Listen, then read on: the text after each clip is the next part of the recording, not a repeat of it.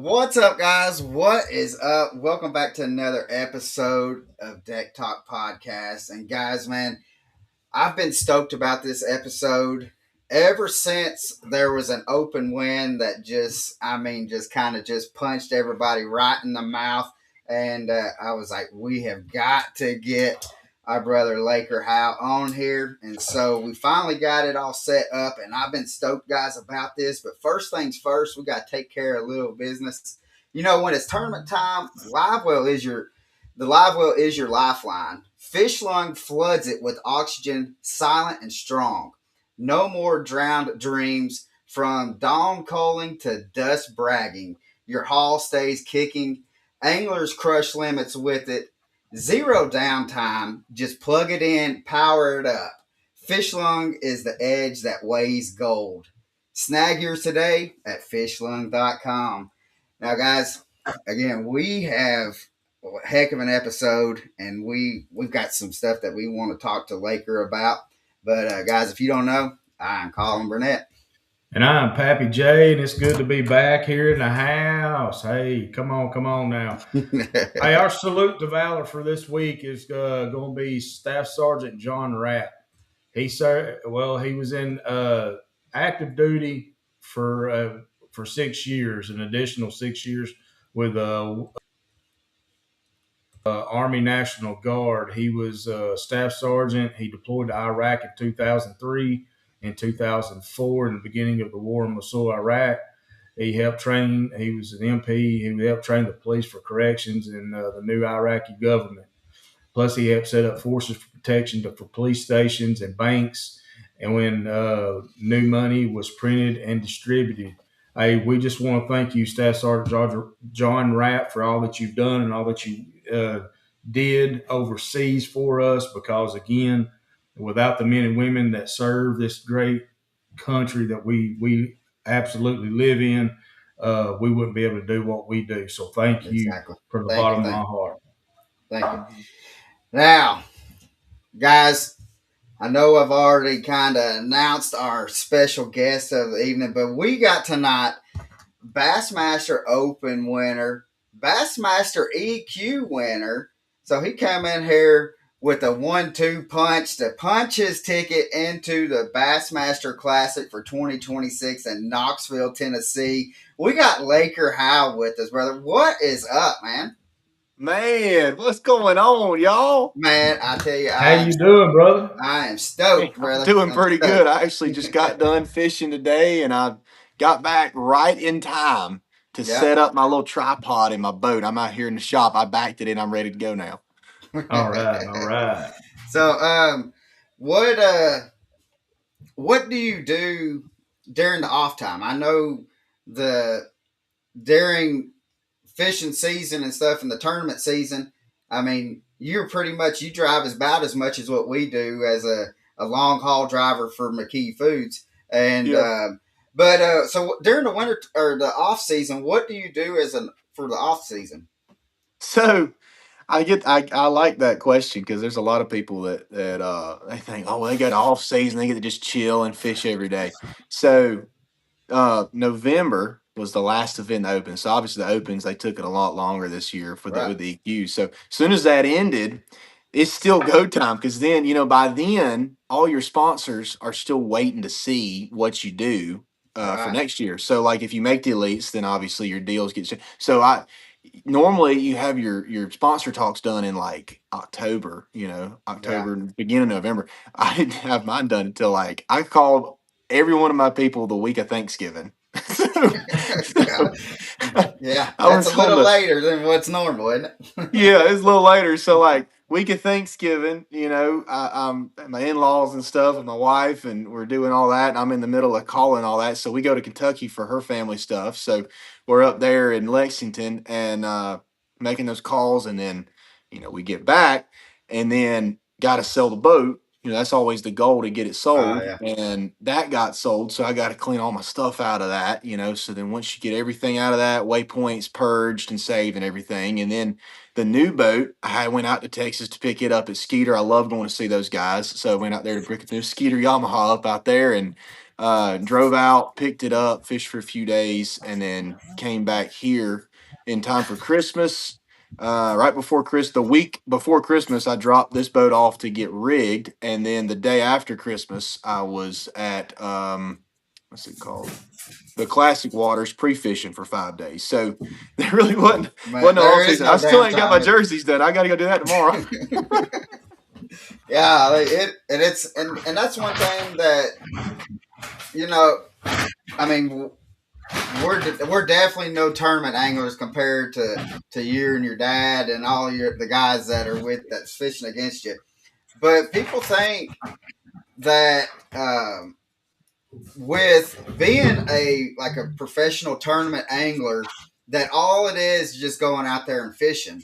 They don't realize the hundred of hours that you put on the water practicing right before the tournament, or they don't realize that you've got all that practice time, but you still have sponsorship obligations that you still have to fulfill.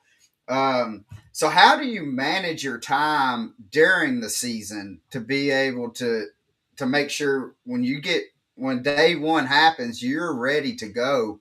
And but then in the back of your mind, you know that I've got all my sponsorship stuff ready to rock and roll set up. I mean, because that's even for us. I mean, time, life happens, and I mean, things get crazy. And I know being out on a boat and that it can even get even crazier. So, how do you manage your time during the tournament season? Gosh, managing time during the tournament season is it's definitely got its own, challenges and stuff. But Yeah.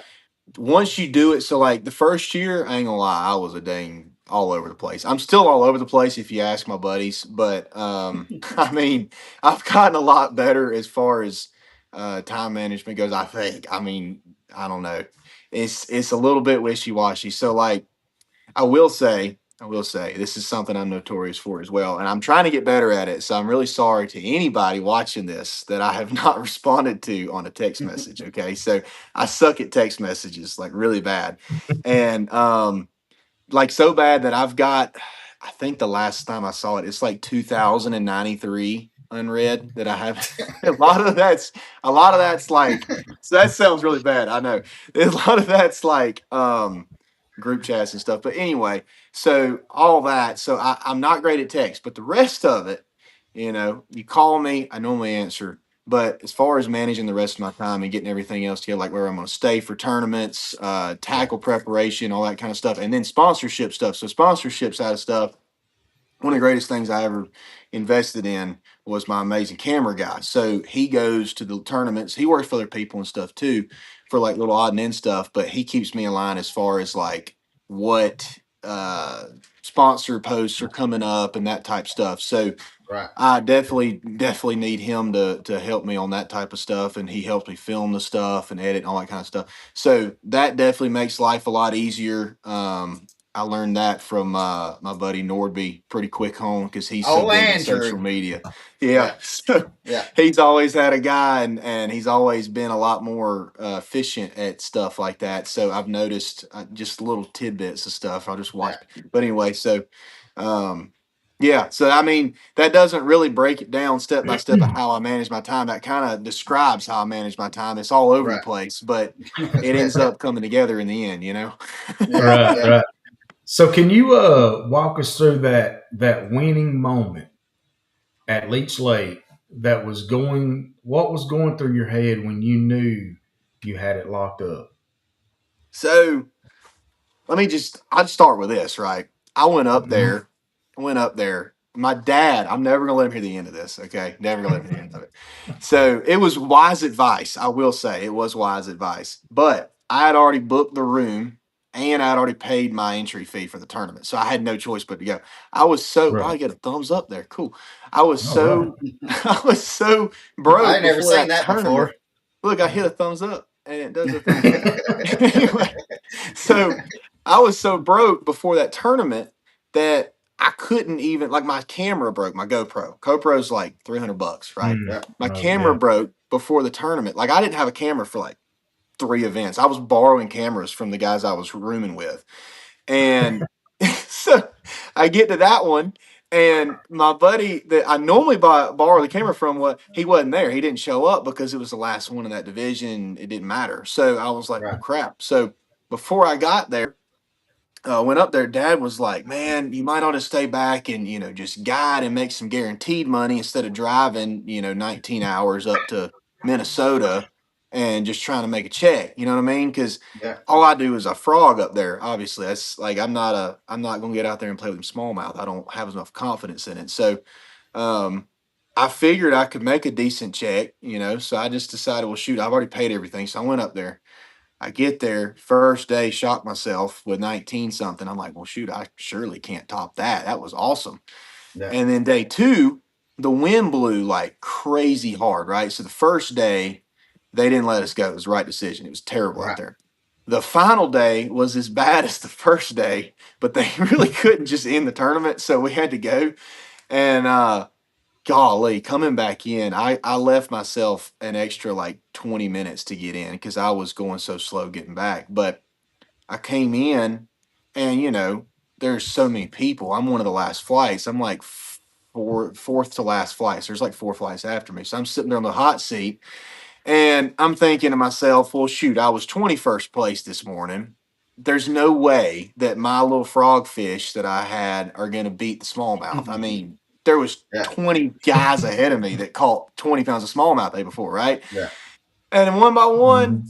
they keep coming up. And I already talked to the leader from day one back there, and he only had 4 fish. So I was like, he said, if you see me get to the end, you got it.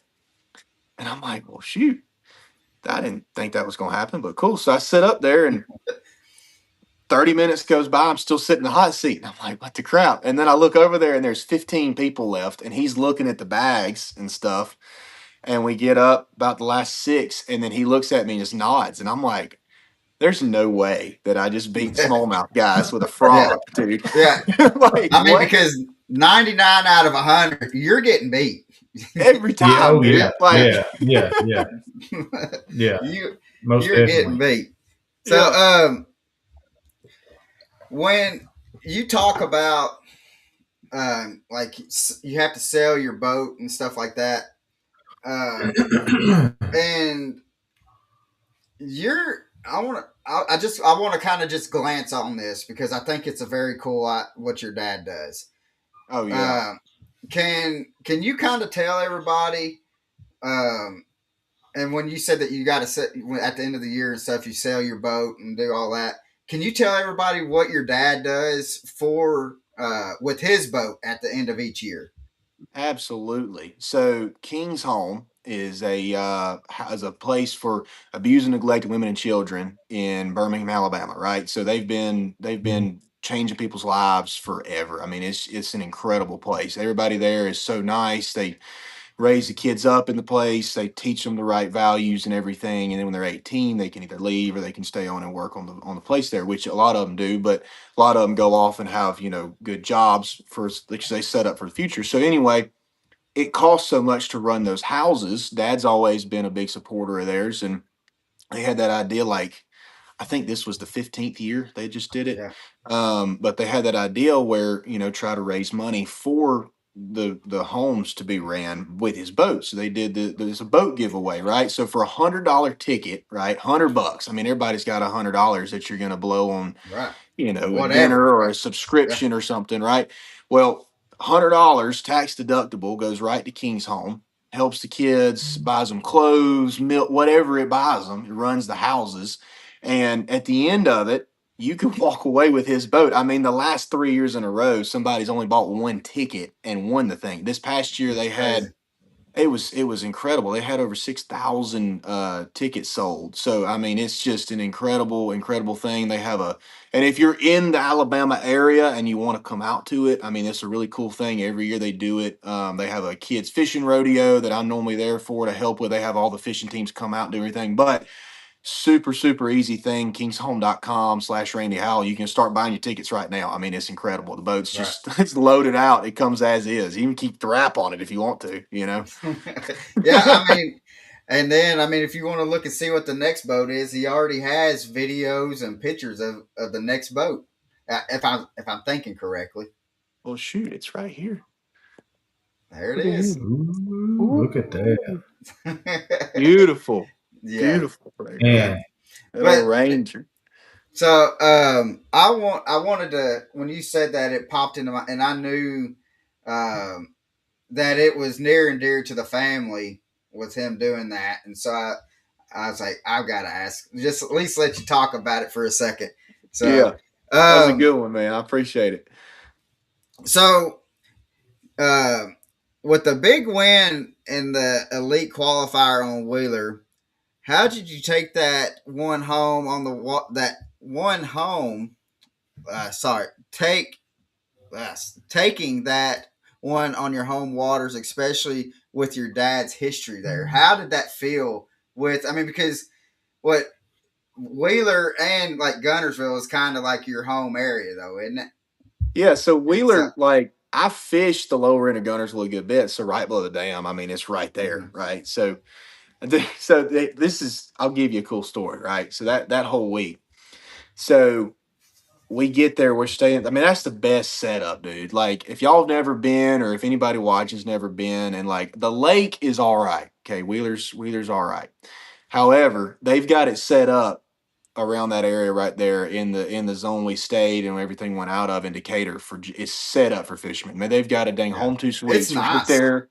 Like, Yeah, man, I should be getting a dang tip off of this from Home Two Suites. I'm giving a plug right now. That hotel is phenomenal.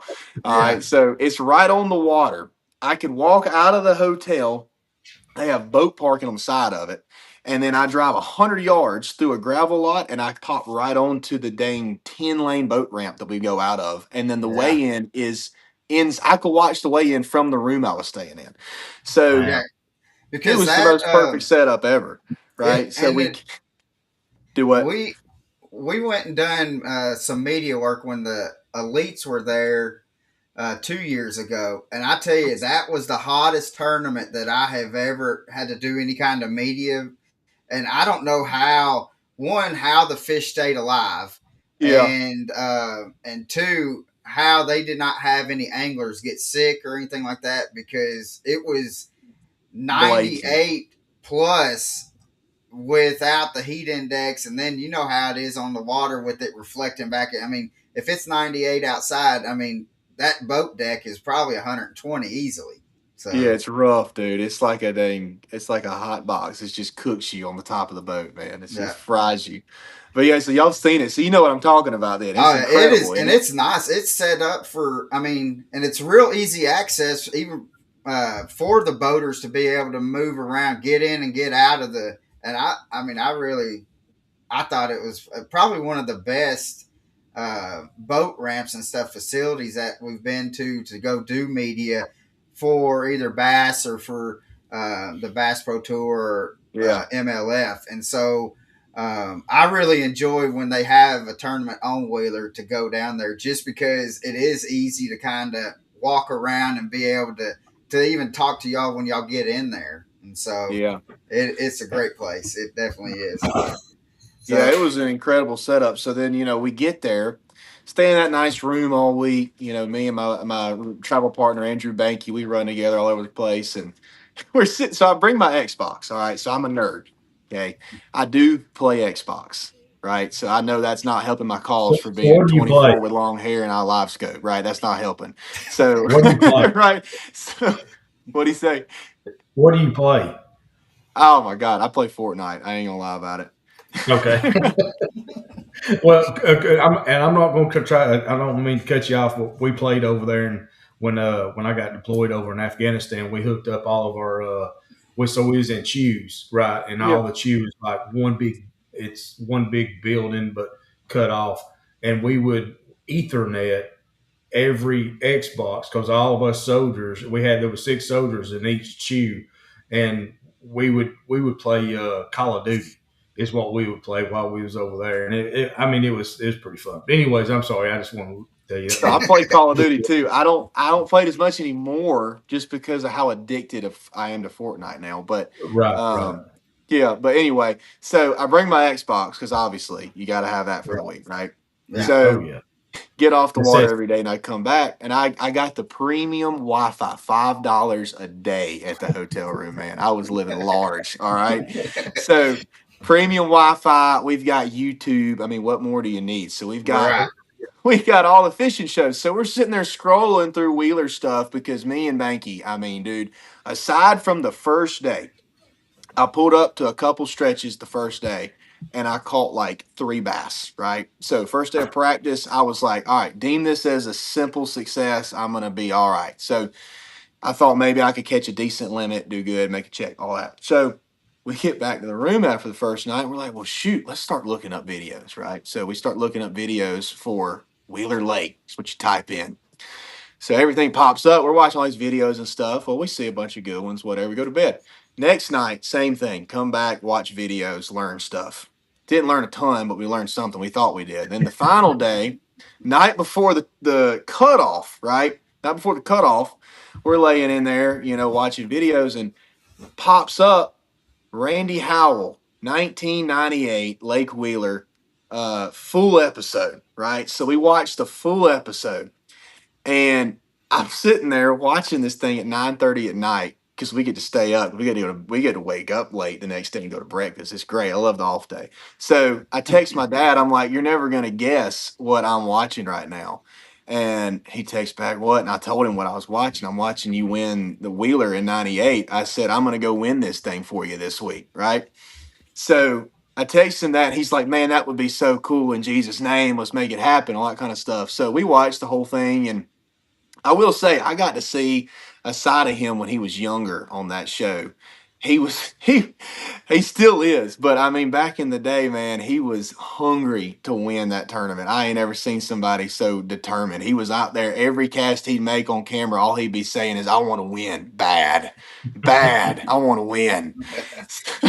So I Yeah. translate that all over to the tournament. So day one of the tournament, I get into my area, and I didn't think I was going to catch. 9 a.m. I had nothing, right? 9 a.m. I'm struggling. I'm looking at one other guy in the area with me, and I'm thinking, this ain't good. I ain't got a bite. And this is where I had, this is my main limit area. Okay, this is bad. So I'm firing a chatterbait around, right? So that was what I started. That was my search bait because I hadn't really found the topwater bite in there yet, to be that prominent. So get a bite, catch him. It's a 4.9. Only a fish I weighed in on anything but topwater. And I'm like, well, shoot, that's a good one. I fire right back over there, 100 feet from where I caught that one. I got hits the water in this dip where I'd marked from last time I'd been there. And I'm winding through there, and it's like I couldn't reel without getting smoked by one, right? So it's like bump, bump, bump, and then loads up. So I catch a limit real quick. And I only had, I think, 16 pounds with that limit, even with that 4.5 pounder. And I thought, well, shoot, if they're stacked right there, right, they got to bite top water because they bit it Yeah. everywhere else I threw it this week. So I pick it up, it lands. And I'm telling you, the blow up was so violent, it scared me and the guy in the other boat 200 yards from me heard it. Wow. So Golly. I catch that. It's a 4. I go 3 in a row, 4 pluses on this spot. I'm like, oh my gosh, this is nuts. So then made a bad decision. I shouldn't have left the area, but I didn't know what was there, right? So I'm like, well, shoot, I got to save these because this lake sucks. So I got to save these.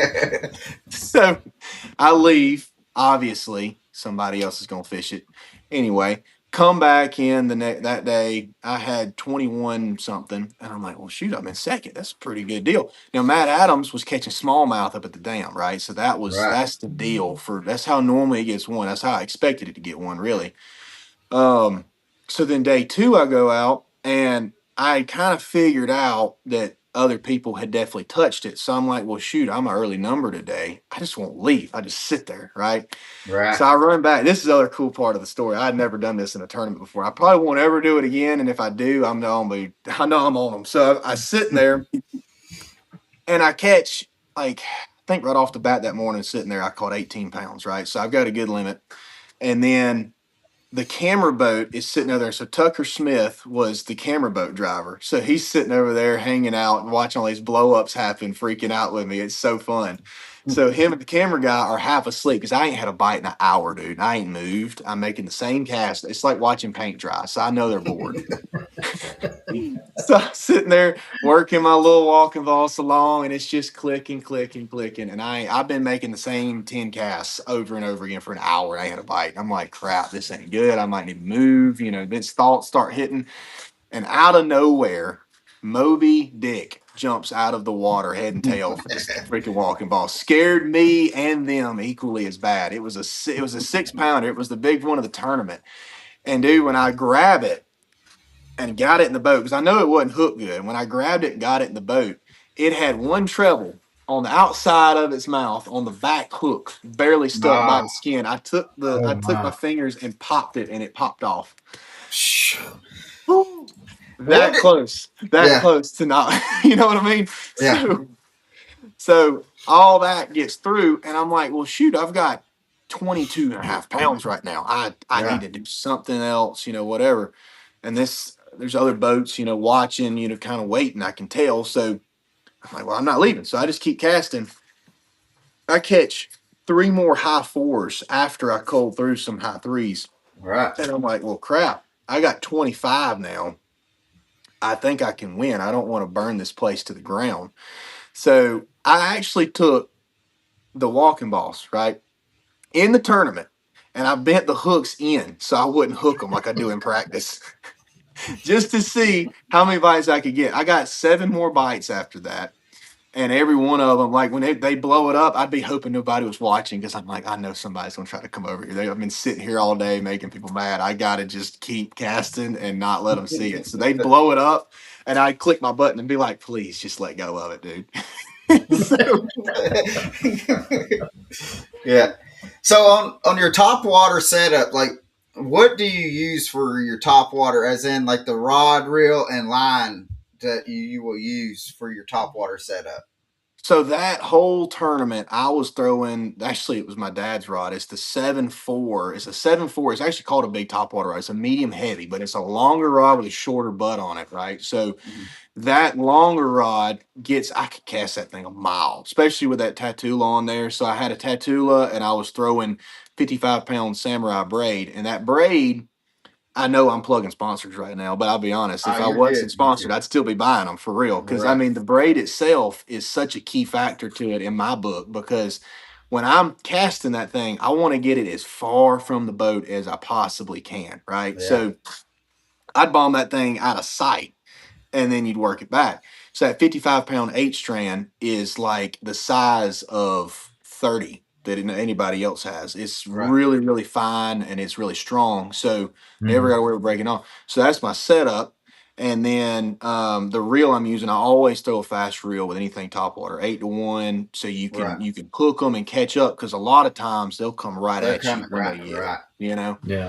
So that's the definite key. But that final day, doing that same setup, I actually, it was pretty cool. It was like God telling me that rod needs to be retired because it's special. You won the tournament on the same lake as your dad. So the final day, I catch my 5th fish with it, and I go to cast. And when I go to cast, that rod was one that he gave me a long time ago, and I probably had it for 7 years. And it told me bass I caught on it, and it broke. Right, I guess I stepped on it, but it broke right at the dang top of the rod. So now, this is the cool part, though. That's sad, right? Really sad. But the cool part is I got to put that rod, the butt of the rod, it's about that much of it left. It's laying on my trophy in the room. So that's the coolest thing, man. Yeah. That is something else. I kind of got a 2-part question here. You said that the night before you was watching YouTube videos of your dad fishing on the same lake. Yeah. Did at any point in time did you think to go fish the same areas as your dad did when back in '98? Second part, as punching your ticket to the 26 Classic, I know it's got to be a huge thing that you're thinking about for the event. Yeah. So what's kind of running through your mind on that one? Oh boy. Well, I'll tell you. So, the first part question, right? So focusing on that because my mind's like a squirrel. The first part question. So, I definitely had the thought cross my mind, right? Mhm. However, the water was so different, and plus the lake had zero. That was another key factor. The lake was completely grassless, right? So when they were Mhm. there, they had grass beds and different types of stuff. So it really didn't translate. Um, Mhm. the last time that I was there, the spot I was in, I found by accident it was grass, right? So that's what I went back to it for. But Mhm. then I noticed when the water was down that the dip was there. But um shoot, I wish I knew where some of them stumps were that he had fished because I'll tell you this cool story too. This will be one. I'll make it quick, I promise. Oh, So good, good. um You're fine. so in the tournament he won in 98. It wasn't on camera, but he told me afterwards. This was a cool story. Y'all probably don't, anybody don't know. So he's fishing a crankbait, right? So he hangs up his crankbait or trap, whatever it was. I don't know what he was throwing at the time, but it's a moving bait with treble hooks. He hangs a stump. He gets over to the stump. He's directly over top of the stump, and he pokes his rod down to it to get it off. And a five Mhm. pounder bites his bait on like the second of the tournament. He rods it in the boat and catches it. I mean, that's like, you know what I Wow. mean? I That's wish I Yeah. knew where crazy. some of that stuff was, but Mhm. you know, Yeah, stuff like that. I mean, I have never had some just to do something like that to be able, I mean, yeah, nonchalantly just go and just getting your bait back and then wham, and I get mean that's smoked by one beside the trolling motor, dude. right. I Yeah. mean, and Yeah.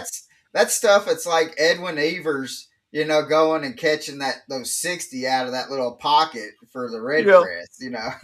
that's wild, So isn't it? yeah, I mean, stuff like that is. I mean, when it happens, I mean that's fishing gold right there, and and Mhm. Yeah, and the things and when you tell somebody about it, like, yeah, I was just getting my bait, and next thing I know, I had a 5 pounder on the end of it. People are like, ah, no, you're joking. no, you didn't. They're like, no, you didn't. Yeah. So, uh, Yeah, was but like, I'll finish. The second part of the question was the classic. That's what the it was. classic. That was the Yeah. Yeah. classic. Yeah. Yeah. Yeah. Yeah. You. So You. reiterate it Go one ahead. time for me. Reiterate it Okay. one Yeah. time for me. So punching your ticket in the 26 Classic, it's got. I know it's huge for you, right? So Yeah. what's the first thing you're thinking about for that event?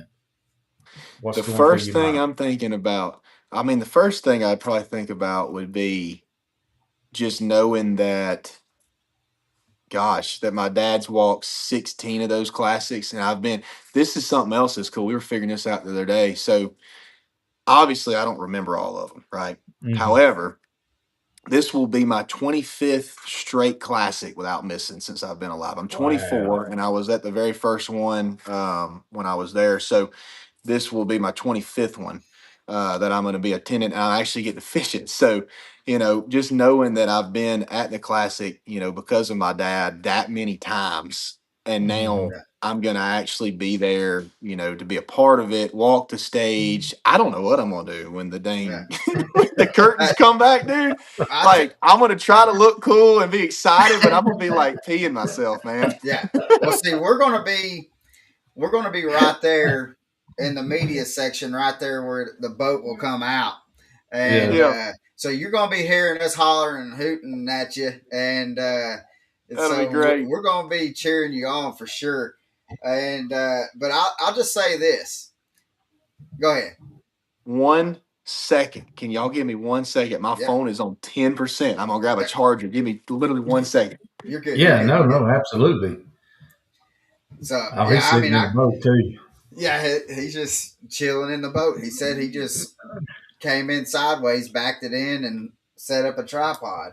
But Pappy, that I mean, this will be my fifth classic in a row that I've gone to, and uh, and being backstage and seeing the anglers get pulled through the curtain, and just seeing when they open it up and you see the whole crowd right there, and then they pull the boat into the stage, man.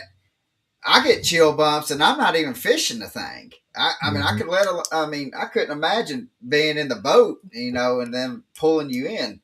So, Oh, absolutely. We're I, good to go. heck yeah, brother. So, uh, yeah, I was just telling him like, this is my fifth classic in a row, and and I've done media in every single one of them, and we have the opportunity to be backstage and to see y'all drive through. And when those curtains open in the crowd, you see the crowd, and Yeah. I told him, I said, I get chill bumps, and I'm not even in the boat, Yeah. so I can just imagine. But I will say this, or I have a question: Okay. is this classic going to be better than any other? I mean, it's a whole lot better than being at the expo, right? Oh my goodness. Okay, look, I love the expo, right? Don't get me wrong. I love talking to everybody. I love seeing everybody. That's like one of the big for all the anglers, right? You know, we're there and we're talking to everybody in at the expo and stuff. That's like one of our social get-togethers, right? We can see Right. everybody. Mhm. So I will say it will be a lot a lot better being on stage though. Oh yeah, yeah. Oh, yeah. So, what would it? And we kind of hit on this a little bit before we got started.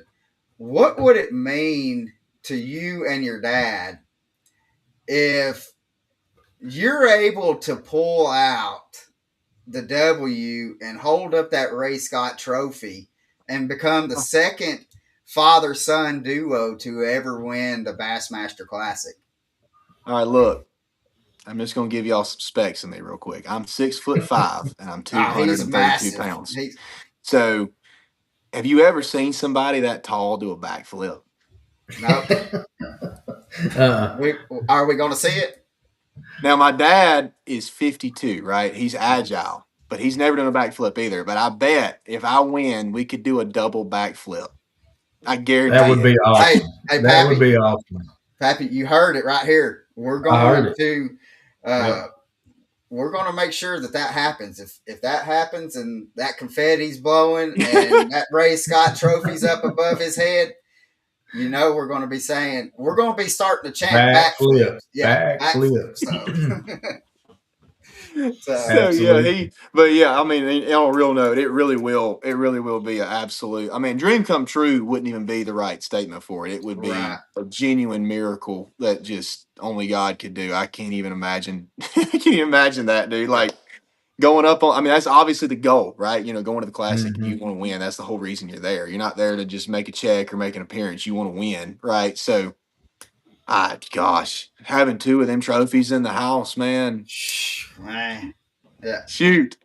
Now, now with the classic, the last time that it was in Knoxville, Gussie took it. I mean, from line to line. Day one to the final day. He about had a scare that last day though. Yeah, he But did. with smallmouth, what would be the perfect like conditions for you to see to where you see that you're gonna that's gonna be all right, this is the best conditions for me to be able to go and do that top water fishing because there's in that time of March, if we have that week or two before, and with being on the Tennessee River, them fish are going to start trying to push up, and you They have a definitely good could. chance, especially if we have that little warm front come through. Yeah. What is the perfect conditions that Lakers looking for the Classic? So what I'd like, and without giving too much away, what I'd really like is because Tennessee River kind of translates across the whole thing for the most part. So the best, the perfect conditions you can get, especially for my style of fishing, because I if I throw top water, all right, look. I don't think that's gonna happen. But if I throw top water, something Well, crazy's John going on Cox did, because and at the Knoxville one, he threw yeah, top water and he was shallow. And I mean, I don't know how anybody else can get shallower than what he does, but no, he, he got an aluminum boat. He's yeah, gone. I can't catch he's, up to him. So but go yeah, ahead. I I mean, mean, for real though, I think the best conditions would be if we see. So it's like the second week of March, right? So yeah, whenever you look at March, it's the weird time. So in Alabama and Tennessee, you can either have a really warm, like right now, it's super warm. Makes no sense. I Yeah. don't get it. But like Mhm. last year, January was freezing. It was 20 Yeah. degrees like every day here on Gunnersville. So I froze. So like the fish were in two separate things. So this past March, it was a majorly different story. They were on schedule, as I call it, because like it's kind of where the fish are right on schedule, whatever they're supposed to do. Now, if we get a warm front right before like this, if it's in the 60s and stuff, and everything is lining up like this, yeah, I'll be pretty shallow. And Yeah. that would be my best bet at like really scaring some people is if they go shallow, because I mean that's something that I really enjoy doing. Yeah. But I don't know if we can if it doesn't do that, I'll still be pretty confident, I think, because I mean I know the scope haters, but I got a scope and I got it dialed in, and I've been really I've been practicing a lot with it the last few winters and stuff, and that's in the off season, the quote unquote off season that we get. I get like I get whatever days I can in there. I'm on the water every day, so and I typically scope to try to get as good at that as I can. So, um, whatever they're doing, I will be, chasing. But if it's a warm front right up to it, that like the best thing would be is if it's cold for a practice, right? Yeah. Well, Mhm. see, because Freezing cold. the last time it was in Knoxville, it was hot, Yeah. but then it went cold, and then they had that rain. On Saturday and Sunday, they had that cold rain come in, and I think it was like in the low 30s, Mm-hmm. and It froze, dude. it was bad. Yeah, it was. It Um, froze. But Now, yeah, that one. Do you like throwing like a big glide bait? Nah, not really. Okay. I My just didn't know dad's because I got a know. whole wait, it's this side. It's reversed. How about that? That's confusing. So all those right there are different glide baits. He got on a glide bait kick for a while, and he throws them a little bit, but Yeah, they're back there. So yeah, yeah, but no, I don't throw it much. I really don't. I don't have any confidence in it, honestly. yeah. Well, so like when we will go, uh, like on Nickajack, and you're not fishing. Y'all don't have Nickajack this year, right? No, I would Okay, love so to know then some stuff about it because I don't live far. we're on Chickamauga and Nickajack 4 or 5 times a Mhm. week. So we but I didn't want to hinder anything to be like Oh if I no, no, say no, no, something. Nick and Jack, no problem on that one. So but we'll go like on the Chickamauga at the dam and throw those like a glide bait around the little fingerlings of the dam, and Yeah, just to see I mean, all you'll see is just like a little white little glow come up, and then just whoa, and I'm telling you, it smoke it. is it is something else. And but the thing about it is, you have to, and which I mean, it's just like a top water bite. You have to let them choke it just to be. I Yeah. mean, but when you see it, you're like, oh god, yeah, yeah. So, Yeah. So but yeah, man, I got one for you, Laker. All right. So All right. growing up in Gunnersville, right, Yep. with with your awesome dad, Randy. Are there any funny stories that you could tell us learning to fish as a kid from your dad? I got a lot of those. We ain't got enough time. So, Just give us one. Just give us one. all right, all right, all right. I'll give you a good one. So my dad was my boat captain for high school fishing, Hmm. right? So I was 6 foot tall when I was 13 Hmm. years old. So I towered shoot, over all the kids. So I was always made to play basketball, right? Hmm. I wasn't that great at it, I'll be honest.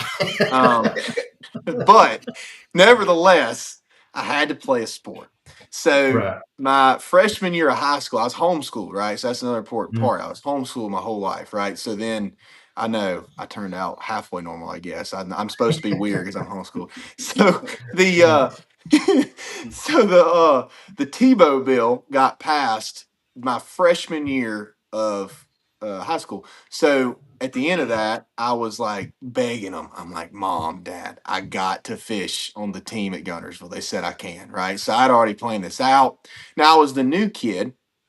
So they got me some, I didn't know who anybody on the team, right? So I just come in and they stick me with somebody. And he turned out to be one of my good buddies, my boy Jansen. So we get out there. So Jansen, at the time, he's gotten a lot better, but at the time, he had not he had not fished very much. Now, the fishing he had done is, normal fishing. But you get in the boat with somebody as intense as my dad when it comes to doing that because he's a professional, literally. I mean, like legend professional. He sees everything before we ever see it. And he's like ready to, he's like hitting the spots in his head, and we're over here, dabbing our little worm, just driving him nuts. So he's got me up front running the trolling motor, and he's like, I mean, running Omaha drills on me, right? So he's like, come on, you gotta stay on them. You can't back down. No, you cannot eat. You got to starve yourself. You got to learn how to starve yourself. So all that's going on, and this is our first tournament. It's at Lake Martin, right? So Lake Martin's already bad as it is. So Lake Martin, we're struggling. Okay. We got on a school of spots. I'm catching them on a jerk bait. It's fun as it can be. Jansen's in the back of the boat. My dad gives him a spinning rod with what is it? A junior whopper plopper and straight braid, right? So he says, throw it as far as you can and just reel it back and you'll get smashed. So he's back there freaking Jansen out because now Randy's on him. And I'm like, thank goodness I'm by myself. He's off of me. He's off of me. So he's back there. He's got little Randy on him, watching him the whole time like a hawk, right? This 4+ pound spot. I mean, it's a big one for real. Giant, smashes him, right? So he hooks him, gets him coming to the boat. And my dad, the whole time, he's just slow him down. No, speed him up. Slow him down, dude. So you're gonna lose him. Oh my gosh, you can't slow him down. Gets him beside the boat. Now, like I said, Jason at this point had not had the most experience in the world. He got really good as we went on, but at the time, snaps it to the rod tip with a 4-pounder. And you can probably imagine what happened next. So 4-pounder goes right back to where it came from. And my dad, dude, he scared Jason to death. He slaps the side of the boat. You got to do better than that if you're going to tournament fish, man. You can't slap it to the side of the boat. He was going crazy. So then my dad, he calms down. And he looks at me, and I was like, he comes up front with me for a second, and Jansen's back. Jansen ain't said a word, dude. I felt so bad. I'm like, oh my God. He's never gonna fish with me again. So he comes up to the front, and he's like, man, what do I said, dude, you need to go like tell him you're sorry. That was wild. He goes back there. He's like, man, look, I'm sorry. I just got intense. It was a big one. You'll get him next time. So then he was good at that. But like the rest of the season, that was my dad in the boat until probably my senior year was like the year that he really like chilled out a little bit. But those first 2 years of it, dude, it was like, you want to talk about learning by fire and get in the boat with my dad. He'll let him sit in the driver's seat and tell him he can't fish and let him watch you the whole day. Matter of fact, funny part of the story. I'll give you one more thing. This is the last thing. It got to the point where midway through my junior year, all right, midway through my junior year, my dad had finally got to the point where he was trying to get a little better about like not overcoaching us. So he'd sit on his phone, right? So I'd be sitting up there and I'd be throwing a frog or whatever else under trees. If I made a bad cast, I still could hear it in my mind to this day when I'm out there fishing a tournament. If I make a bad cast, I hear it. He sits there on his phone, never looked up. He would just make one noise. He'd be scrolling. Just like straight disappointment, like you suck, dude. Whenever I hit a tree or I break off or some fish comes off, all I hear is that. He's the Nick Saban of bass fishing. Yeah, he was at the time. Now awesome. And it's kind of funny that he says that. Do you say? I mean, I hate to say this because I don't care for either one of them. But do you say Roll Tide or you say War Eagle? So I don't watch football. Okay, I really don't. My whole life revolves around fishing. However, my brother would skin me alive if I didn't say Roll Tide because he goes to Bama and he's in a frat down there. Yeah. So Roll Tide. Roll But Tide. I'll be honest, the other night I was messing with him about the game because they were getting killed. Oh, So, bad. you know, Bad. I don't really mind. But it is a Roll Tide family. I mean, red, we're going Yeah. with it. So Bama all the Right. way. Yeah. Yeah. So, well, we have one question that we ask at the end of every episode, and we cannot leave you out. We've asked it for Mhm. the 4 years that we've done the podcast, and we're not going to leave you out of this question. Pappy, you want to take it, brother? Absolutely. First of all, I just want to say, Laker, it's been a joy, man. I mean, it's been a joy to you coming on the podcast. We thank you for coming on, and we really appreciate it. But with that being said, if there was one person that you could absolutely fish with again on your boat, whether they're here with us today or going on, who would it Yep. be and why? Golly, that's a really deep question, dude. I've fished with a lot of people.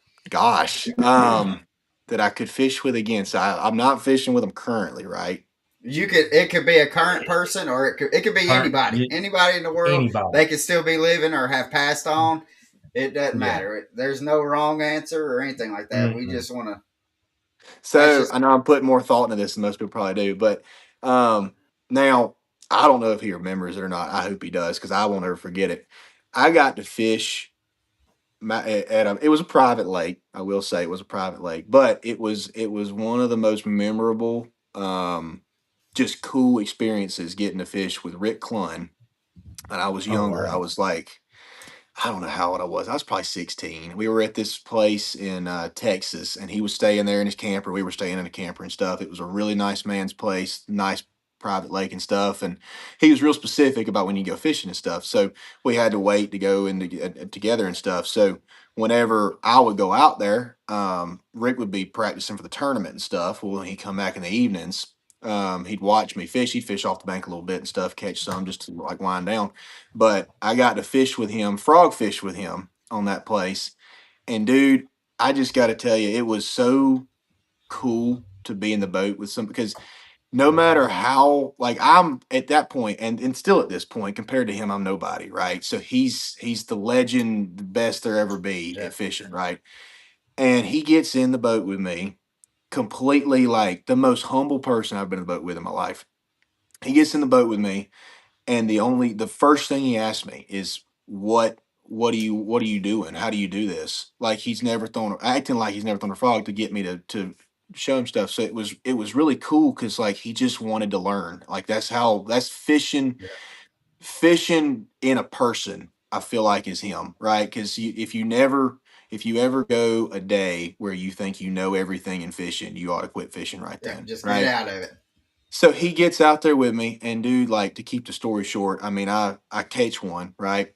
And he didn't make a cast until I caught one. That was the other cool part. I was really kind of paying attention because I mean I'm in the red boat with Red Claw, and I'm like, this is cool. Mhm. So I catch one, and then I don't know if he was doing it on purpose or what, but this is just how cool of a fisherman he is. It was like watching a mirror, like the exact way that I casted it and the exact way that I worked it and where I like the places I put it, it was like instant. And then he put it right in a spot flawlessly and first few casts just bust a big one. I mean, it was the coolest thing. So I'd probably say him.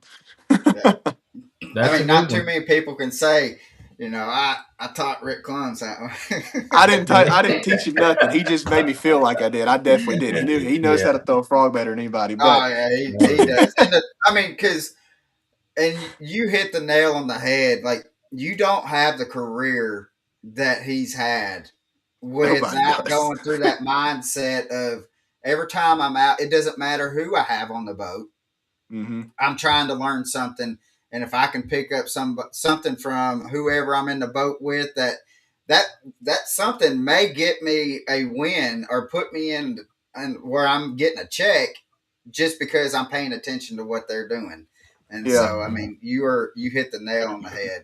Now, he'll And probably never gain anything off of what we did that day as far as fishing wise goes. But yeah, at the very least, he made a kid feel special. So that was yeah. the Yeah. coolest part. Well, and that's one thing that I can say that I've been doing like the fishing stuff and YouTube and stuff like media for like 9, 10 years.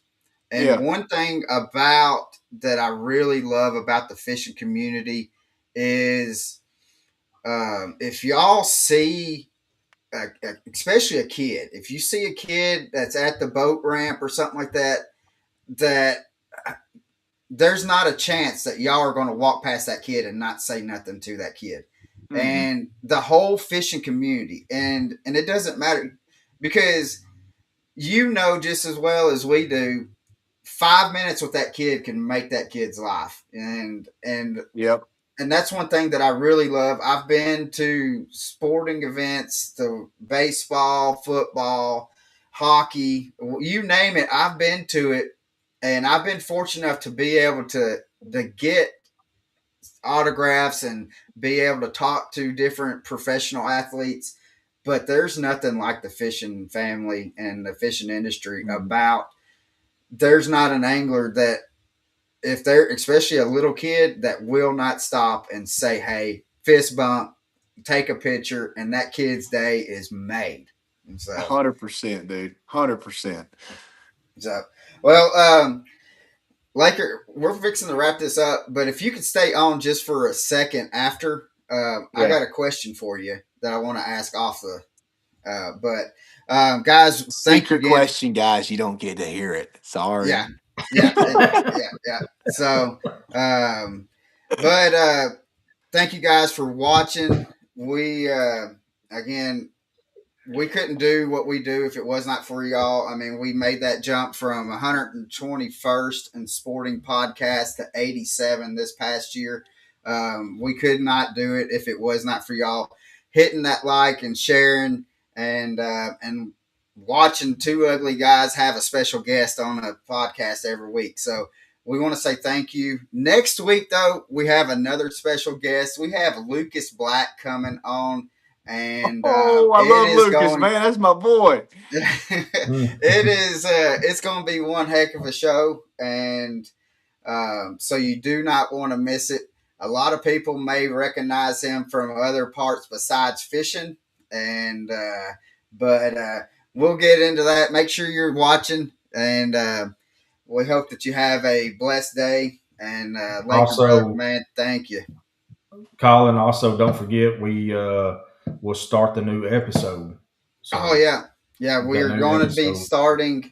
We're trying to get into the top 50 this year, so we're doing 2 extra episodes a month. So we're going to be releasing another episodes on Friday. Every other Friday, we're going to start releasing another. We're going to have another episode because we're trying to get into that top 50.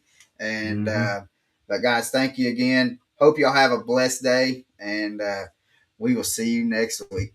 You got something? I got one thing. Last thing, and then I'll be like, see ya.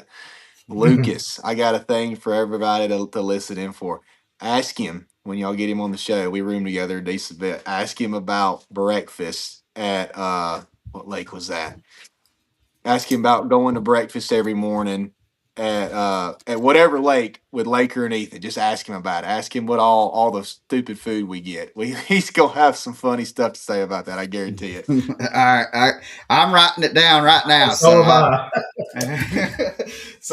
we're gonna ask him for sure. But guys, we'll see you next week, Laker brother. Man, I cannot wait for March 12th. We're gonna be interviewing you during media day, and we're gonna be having couple of Waze energy drink. Yes, sir. We're gonna be chugging down a Waze energy drink at media day. So, that's brother, right. We hope this next year is gonna be better than this past year, and I hope to see that Ray Scott trophy in your hands, brother. Yes, sir. You and me both, dude. Thank y'all for having me on here. Seriously, it was a pleasure. Thank you. All right, brother.